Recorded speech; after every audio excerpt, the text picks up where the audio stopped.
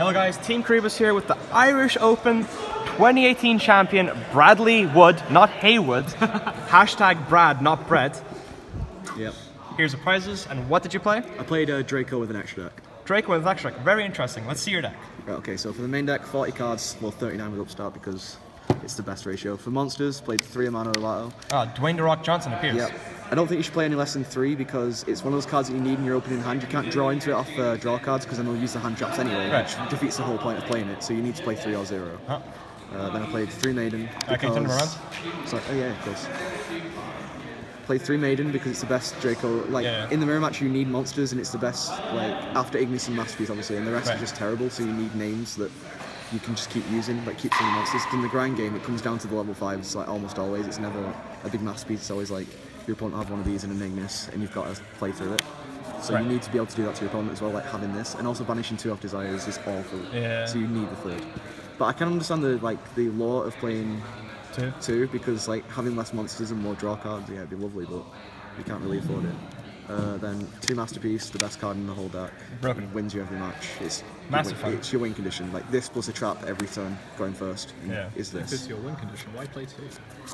Because I don't want to open any. I don't ever want to open it. I want to search it every time, and if you need more than 2, then I don't know how you've not won the game yet. The 1 Ignis. It's at 1, obviously. Yeah, it's at 1, but it's probably the best one in the mirror match. Like, it's like a barrier for their turn because they can't actually do anything without guaranteeing you a heritage. So they have to either just not do anything and let you pop all their stuff without then copying your stuff, or they give you a heritage and you draw 3, and then they've lost anyway. So it just wins games in the mirror match. So that's all the monsters. It's 9 monsters. Spells is 22 spells. So I'll do all the draw cards together. There's 3 Desires, 3 Duali, 3 Demise, Upstart, and then I'll consider this a draw. The best draw spell. All these are my draw power, deck thinning. I don't believe you should play any less than 3 of this in this deck, even though it can be tempting, because obviously it's kind of bad in the mirror match, and then you don't want to ever draw it off it, or you don't want to open 2.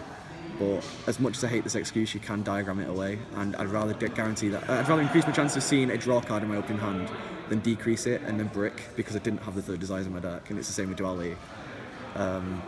3 Terraforming. You've got to play 3. Like I did consider cutting it to 2, but like the first. You might as well show diagrams as well. That's gonna next. Yeah, I may as well. Obviously, to go with it, the diagrams. They're not draw card. No, they're engine. This is like the most important card in the deck, other than Masterpiece, because it searches Masterpiece and it just like inhibits so many plays. It's broken. Upstart because 39 cards, and then this is the second best card in the deck, because it just wins you games that you shouldn't. It says draw 3. Yeah, exactly. It says seems draw pretty 3. good. 15. So that's 22 spells. Oh no, that's not all the spells. I see. Yeah. These guys, they're kind of important. They're really important ones. The broken ones. These guys are crazy. Opening hands of these in Apocalypse and Return and nothing else to do is awful, and it happened to me like 4 times today, but I still managed to win most of those games just by grinding. The recycle effect is so relevant in the mirror match, it's insane, and then the draw 3 effect. Just the draw effect in general, like it's literally just like Pot of Greed. You can and break. Also destroy cards. You can break and just end up in a situation where all you can do is put a tribute to a monster on board and then draw 1 off this, and it just completely fixes your entire hand. It's just it's insane. So 22 spells and then 9 traps. These are the 4 engine traps. You can't play any less than this. They're essential. They're how you play in your opponent's turn, essentially. Can't play any more either. Exactly, that's what I mean. You have to play, like, you can't cut one, is what I'm saying. You have to play all of them, even though they're kind of bricks. But you can't physically play more than 4. Of course, I'm saying you wouldn't play less though. Oh yeah. But I was saying you can't play more than 4. Oh, great. It's a combo card, so it's kind of bricky in your opening hand, but you just have to play it. It's the same with these 6. Right. And then the non-engine cards were Anti-Fun Fragrance. And these 5. Anti-Drain. I don't think I lost a single game where I opened one of these when I went first. Yeah, those cards are pretty good and very interactive. This is the best Floodgate to main deck because it has the most matchups covered. Yeah. Like Erupt's nice, but in the mirror match it's completely useless. It's literally just so dead. And then Rivalry, I didn't really want to main it for an event like this because I knew there'd be a lot of Draco, and just this seemed like the most effective. I saw loads of Draco and Pendulum on the top tables, and obviously this hits Draco and Pendulum's the best. Yeah. This is terrible in the mirror match, but great against everything else. Yeah. Even in the mirror match, there's some niche situations where you're grinding and you can like skill drain when they try and Ignis, and it really just like messes them up. And then Judgment's just... this is like that card that when you see it, it's like, I can completely commit to my board now.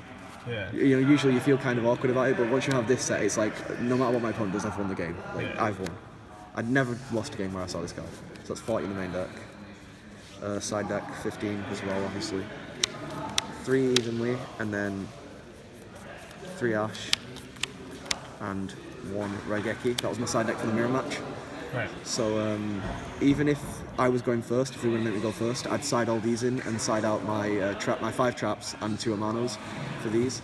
And the idea is that you don't go first, you go third. Right. So you go first, you duality or terraforming or desires or whatever you need to do, but you don't commit anything to the board and then just pass. And usually 9 out of 10 times they'll just start committing to the board, and you've got these cards to just blow them out with, and then you go off on turn 3. So I did that every single time today, and I think I played. It's basically Spiral, you're telling me. Exactly. Yeah. I played 3 or 4 mirror matches, and it worked every single time. So there's those 7. Also, like obviously Ash and evenly in Raigeki have generic like good application against everything. You know, just Ash, Alistair, or just stupid things like that. And then the other 8 were 3 Rivalry.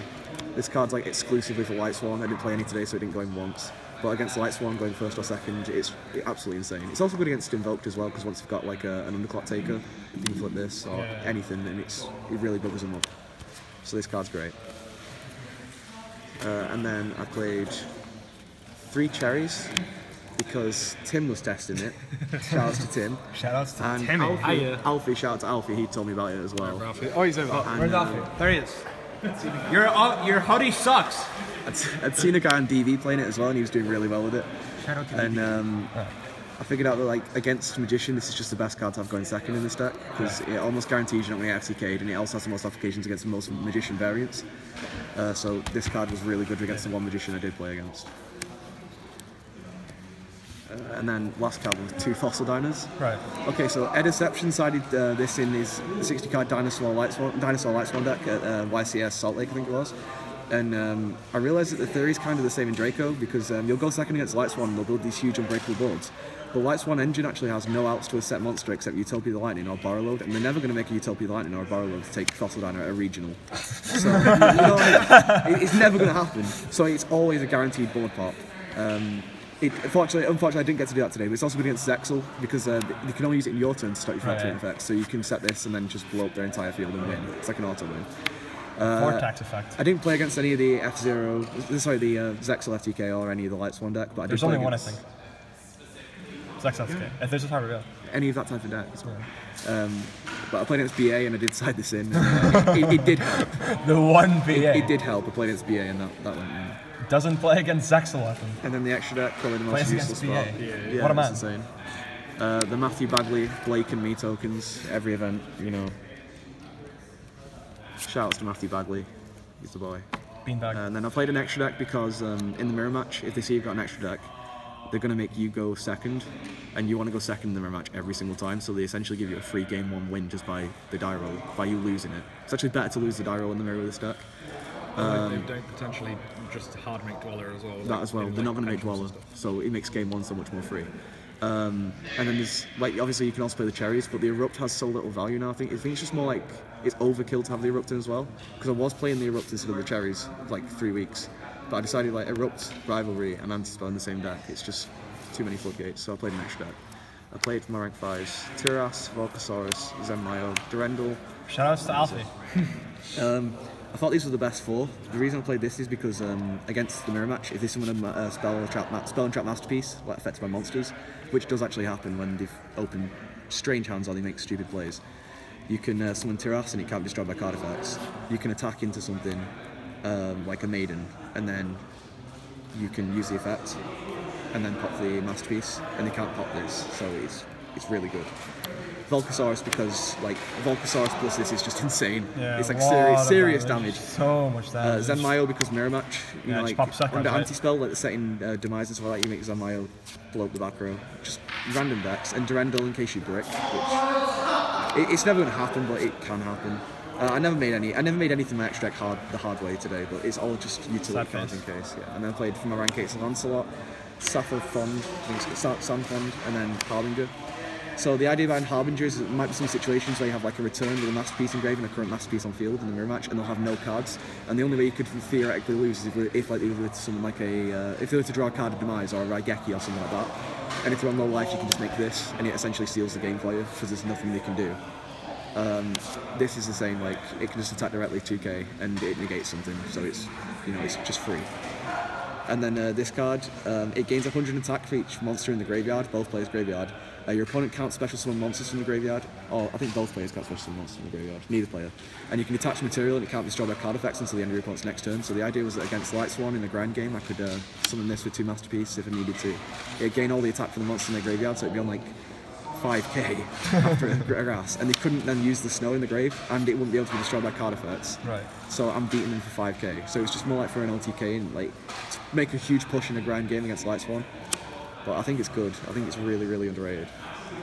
And then I played Omega because I side decked Ash, and also because I played Cherries. Right. I thought, if I was going to play a rank 8, Long Light Synchro, I'd like to play something like in the mirror match. I could make this when they've got one in hand and just take the last card away. And then Cherries targets were Seraphonite, Buster, Borrowload, Electrum, this guy, I don't know his name, and Toad. So I did play against a BA and I was quite annoyed. Literally, the one deck that I didn't have a Cherries target for I played against. So a Mechaba as well, but I didn't play against anything. How'd that match go, Bradley? So I was against BA, horribly, but I still managed to win. Like this is for the FTK, shoutouts to Tim for figuring that out. Once again, Tim. This is because Paleo's annoying, and if you can't... Paleo does exist in double meta. Electromite because every time you cherries Electromite you just kind of win. And also if you use Cerberus at the, like as an extender before they make the Electromite and you cherries them, it's really, really bad for them. Like, insanely bad. Barload for stuff like Trickstar playing Scapegoat, and you can also side cherries against BA, I guess, and just cherries the Barload. You side cherries against Trickstar? You could do. Yeah, you could. Okay. I don't think I would. Right. But it's just things like Invoked. Right. Bits and pieces. It probably shouldn't be that. It should probably be like a Dante or a Mechaba, but this extra deck was me last night. For double meta, it should have been a Dante. The Cherries targets was decided last night.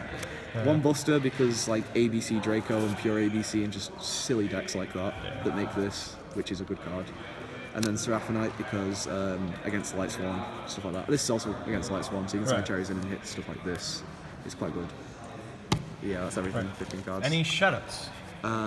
Tim Cox, because he's the best. Alfie Martin. Vlad for recording this because I love him more than anyone in the world. Ben Sherman for sponsoring me. The Roundtable group chat, best group chat on Facebook. Savages group chat, trash, everyone's trash. Everyone from back home in the UK, UK's conquering Ireland. We're here now. We're here. That's everything.